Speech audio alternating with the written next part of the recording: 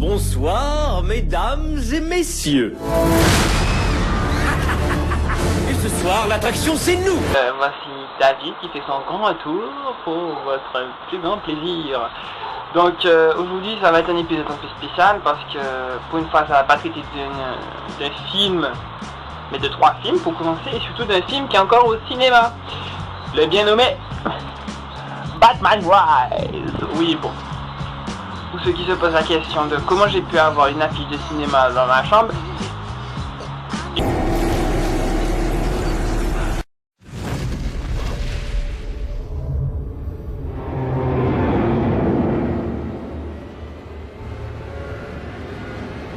si vous dépassez votre condition d'être humain, si vous vous consacrez entièrement à un idéal, là seulement vous serez devenu autre chose. Une légende, monsieur Wayne, une légende. On se battait côte à côte. Et là, vous vous envolez. Aujourd'hui, un nouveau mal émerge. Il faut que le Batman revienne. S'il n'existe plus, il le faut. Il le faut.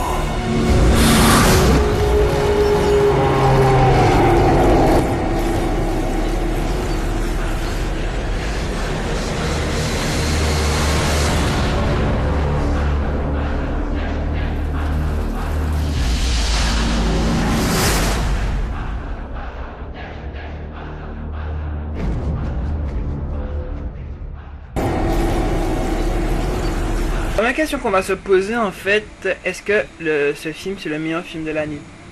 Bah, je sais pas, l'année n'est pas encore finie, donc se poser cette question un petit peu débile. Là où les Avengers s'est montré un film passable à la limite décevant avec un Iron Man que j'adore, campé sur son personnage presque caricatural. Là, Sherlock Holmes à la fois attendu et finalement parfois au ressort éculé et puis surprenant. Aucune suite, même celle de MIB, ne s'est montrée à la hauteur de son œuvre. Tous les films d'action de cette première partie d'année sont quelque peu décevants, plus riches dans le grand spectacle, plutôt qu'une nouvelle vision de leur œuvre. Une seule chose géniale, me suis-je dit en regardant les commentaires de Batman, c'est youpi, il est pas en 3D. Un choix évident pour Nolan, tant évident qu'en ce moment là c'est la grande mode, c'est la 3D, donc voilà, mais la 3D dans tout et n'importe quoi.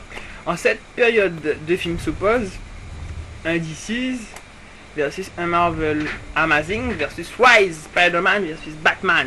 Le hasard veut que ce soit mes 2 héros préférés, les 2 franchises ennemies, amis qui s'affrontent à ma droite. L'homme araignée, Spider-Man. C'était un bon film qui m'a agréablement déçu. Oui, ce qu'on appelle un oxymore, car sans être l'héritier de la trilogie de Sam Raimi, il a se montrer à la hauteur de son objectif, réécrire l'histoire de l'homme araignée en suivant à la lettre le comics. C'est sûrement le seul reproche qui n'en est pas vraiment un à faire Spider-Man, car il ne prend aucun risque avec son sujet et donc ne peut pas vraiment le sublimer. À ma gauche, Batman. Le Dark Knight, le dernier opus de Nolan, a su se montrer entre guillemets à la hauteur de son objectif. Ce sera un bon film, je me suis dit quand j'ai vu la bonne annonce, mais la question n'était pas là. Est-ce qu'il sera le chef-d'œuvre attendu? Sera-t-il meilleur que le second? Nolan sera-t-il achevé avec majestuosité sa symphonie épique? Toutes ces questions que je vais tenter de répondre à travers mon exposé. Est-ce que c'est le meilleur Nolan? Alors ça c'est une question pour les puristes en fait, pour ceux qui sont fans de Nolan. Le réalisateur britannique est un de mes acteurs préférés, hein. Je le suis depuis mes manteaux. En termes de budget et de mise en œuvre, c'est sûrement le plus grand film. Mais colossal ne veut pas dire meilleur. Force est de constater dans la filmographie des auteurs anglais qu'on peut difficilement comparer ces films les uns aux autres, du fait de la variété des sujets. Dark Knight Rise est l'achèvement à l'instar de Sam Raimi et de son Spider-Man 3. Les deux réalisateurs sont honnêtes et sincères dans leur travail.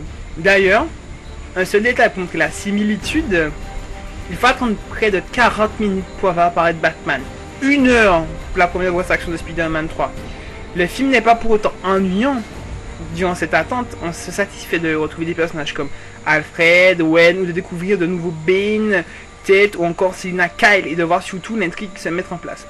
Le film est long, lent, mais pas ennuyant, car Nolan a cultivé avec brio l'espoir de son spectateur. Le Chevalier Noir n'apparaîtra sur sa monture que pour surprendre tout le monde. Certains disent qu'il ne respecte pas l'univers de Batman. Mais quel univers! L'histoire de Batman a connu tellement de réécriture et de mondes alternatifs qu'il n'est pas malhonnête que Nolan crée son propre univers batmanien. Oui, j'invente des mots. Comme toujours, Christopher, oui je l'appelle aussi par son petit prénom, fait des contre-plongées, des clairs-obscurs, s'entoure de nombreux acteurs fétiches comme Gordon Levitt, qu'on a vu dans Inception, Bale, le Prestige et des précédents opus évidemment, Cillian Murphy, qui joue l'épouvantail dans Begin, le juge dans Rise et la cible dans Inception, et bien sûr Michael Caine, qui est un acteur anglais que j'adore, qui est dans dans presque tous ses films. Il a joué dans Inception, il a joué dans tous les Batman, bien sûr, il a joué dans Le Prestige, et il joue toujours cette figure un peu paternelle, de mentor, à la fois perdu, mais en même temps sage. Le paradoxe de Nolan, c'est que ces films assez par rapport à son engagement. Son film, celui où il a consacré le plus de temps, disons au total, n'est d'autre qu'Inception, qui n'est même pas sur le podium pour moi de ses films les plus réussis. C'est un très bon film certes, mais un petit peu trop ambitieux. Voilà. Pour moi, le meilleur Nolan restera toujours Memento, son premier film, celui qui l'a rendu un petit peu plus célèbre, plus intime avec un montage final mais qui est génial. C'est un film que je conseille à tout le monde, mais ça sera dans un autre d'affaire son cinéma qui va s'interroger sur Nolan. Mais ce Batman se place pour moi avec son prédécesseur à égalité, juste derrière. Je regardais dernièrement Le Prestige et je me disais que le thème de l'évasion de la prison sombre était propre à Nolan. Avant même de voir le film de Nolan, la bonne annonce laissait voir des plans avec Christopher Bale très similaires au Prestige. D'ailleurs, le thème du labyrinthe de Penrose, qui est en fait ce labyrinthe qui n'a pas de fin, qui tourne en boucle et qui est souvent repris dans de nombreux tableaux expressionnistes, et un thème qui revient souvent dans l'image même de Nolan, la prison par exemple, du Prestige et de Rise. Cette prison qui a plein d'escaliers. Nolan, réalisateur fasciné par la perte de notre cher, je dirais même plus qu'il est obsédé par le deuil. Depuis Memento, en passant par Le Prestige et Inception, tous les personnages principaux sont hantés par la perte et la mort. C'est seulement sur cette base, moi je pourrais comparer tous ces films. Ce sujet récurrent à la limite fait une comparaison entre les films. Voilà.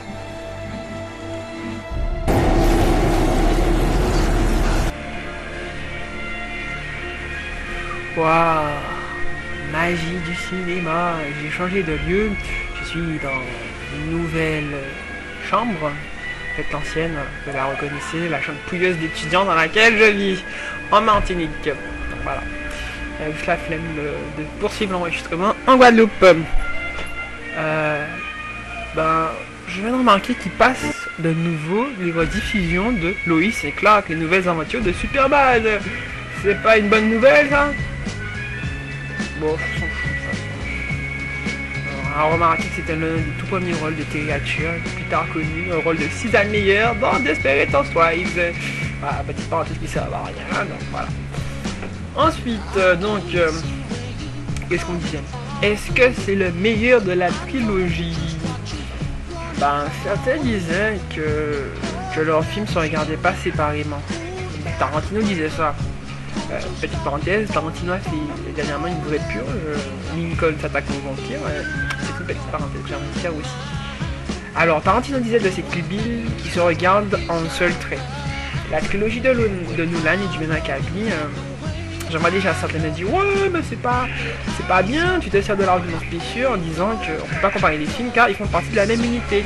Mais malgré tout, mon argument se tient car en regardant le 1, le 2 et le 3, Rise prend une nouvelle dimension. Il est rempli de références aux opus précédents. Le troisième répond plus ou moins au premier film. Plus qu'au second d'ailleurs, Begins et Rise sont pour moi la même entité. Alors, il pourrait même d'ailleurs exister même sans le second film. Je vois déjà d'autres qui viennent m'attaquer, me disent ouais, comment ça, tu veux supprimer Dark Knight, c'est le meilleur de la trilogie et tout. Attention, j'ai pas dit ça, j'ai dit juste... Voici ma carte. Et à présent... Puisque... Batman est exploré vraiment dans le 1 et dans le 3. Le Joker est un personnage qui est exploré dans le 2. Nolan s'est exercé à décrire un autre personnage, tout aussi emblématique que Batman, c'est le Joker. Quelqu'un me disait, avec raison, je pense que ce film aurait dû s'appeler le Joker. Il fallait au moins un film entier, un acteur talentueux, comme Ashley Judd, pour développer la véritable aura mythique de l'ennemi le plus intime de Batman. De fait, peut-on vraiment placer le 2 dans la même marche que Batman 1 et 3 ? La question se pose. Au final, moi je pense que le 1 se subit, le 2 se savoure et le 3 s'accepte. Voilà.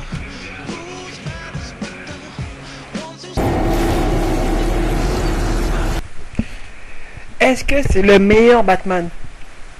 Ben, bien sûr que non. Là, on enfonce une porte ouverte. Nolan ne s'est jamais caché. Il a voulu s'éloigner de l'idée populaire de Batman, tout en se rapprochant un peu de l'idée qu'on avait dans les comics un peu sombres, hein. Les derniers comics même, j'ai envie de dire, hein, du Dark Knight. Il a recréé le mythe. Depuis le deuxième film, le mot Batman est d'ailleurs retiré du titre du film, et ce n'est pas un hasard, à la fois plus réaliste, plus adulte, plus philosophique que les films de Tim Burton ou que les purges de Joel Schumacher.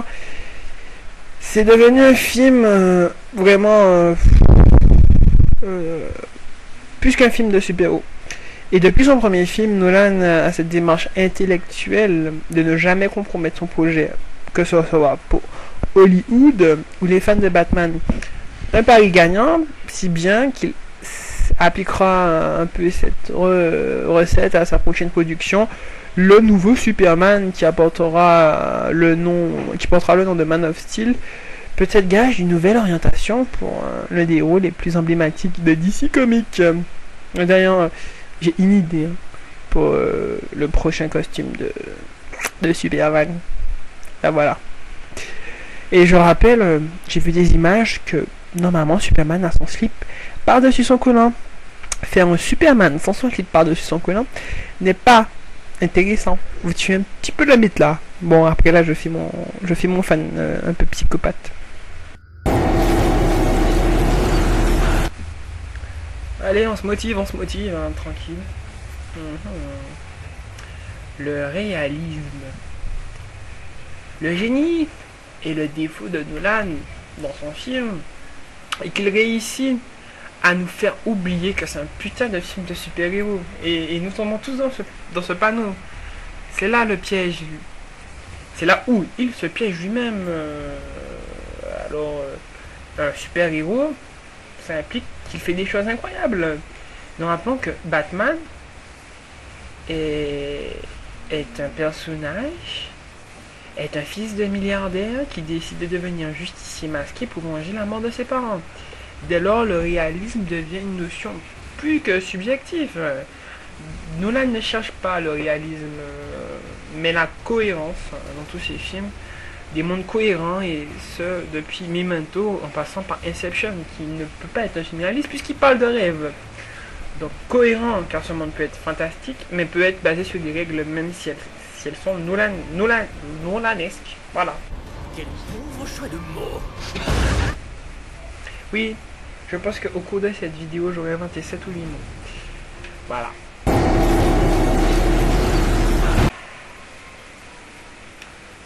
Pourquoi Rises? Ben, je sais pas vraiment, je suis comme vous. Hein. Il est évident que Rise est un film à dimension philosophique sur la nature humaine, qui questionne sur ce que vous êtes prêt à accomplir et à sacrifier.